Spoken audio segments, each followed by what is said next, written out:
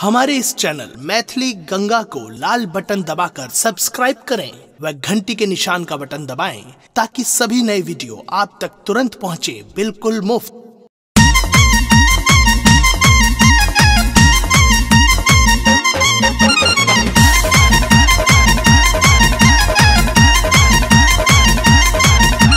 अपने सुन रहे छी गंगा कैसे की प्रस्तुति।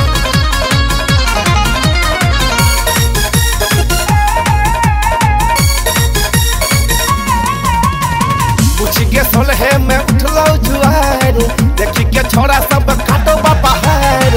पूछी के सोलहे में उठलो जुआर देखी के छोरा सब काटो बाहर।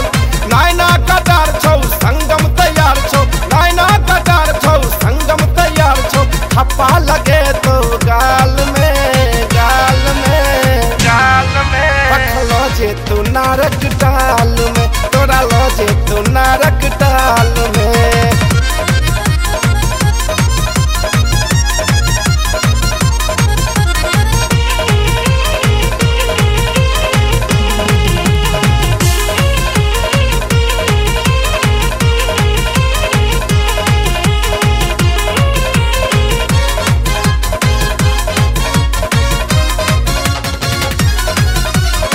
मगर जवानी बुच्ची लागो बे मिसाल गे, पुआसन फूलल फूलल गोरे गोरे गाल गे।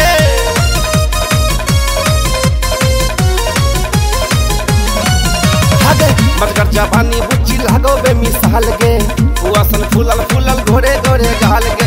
सुंदर शरीर छौ पोखर के भीड़ छौ, सुंदर शरीर छौ पोखर के भीड़ छौ। चटदा फंसे तो जाल में जाल में जाल में जे तो नारक डाल में, तोरा लो जे तो नारक डाल में।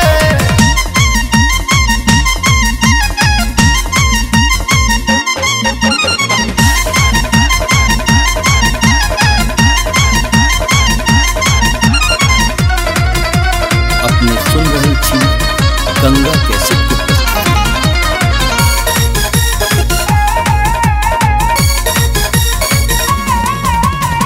गार्डन से नीचा बुच्ची गजबे उठान छौ, लचकत कमरिया पर भारी ढलान छौ।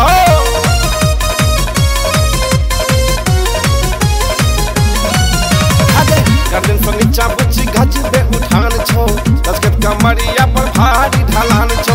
आइटम बेजोड़ छौ सौसे ई सोर छौ, आइटम बेजोड़ छौ सौसे ई सोर छौ।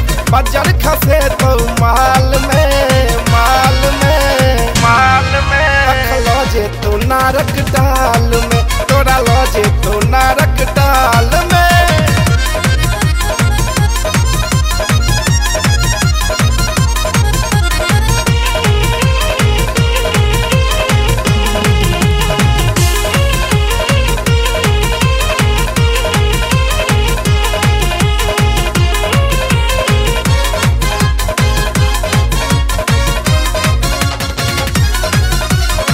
सुबह से संगम बुच्ची गाबै छौ ई गाना गए, जैया से 16 चढ़लो देखै छौ जमाना गए।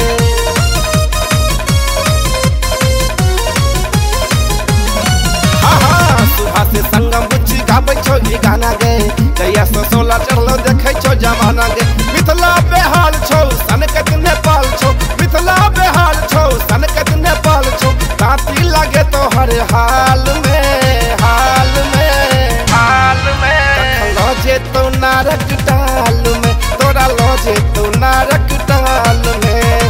पूछी के सोलहे में उठलो जुआर देखी के छोरा सब काटो बाहर। पूछी के सोलहे में उठलो जुआर देखी के छोरा सब काटो बाहर। नायना कटार छौ संगम तैयार छौ, नायना कटार छौ संगम तैयार छौ। थप्पा लगे तो गाल में गाल में पखलो जे तू नारक डाल में, तोरा लो जे तू नारक डाल में। हमारे इस चैनल मैथिली गंगा को लाल बटन दबाकर सब्सक्राइब करें व घंटी के निशान का बटन दबाएं ताकि सभी नए वीडियो आप तक तुरंत पहुंचे बिल्कुल मुफ्त।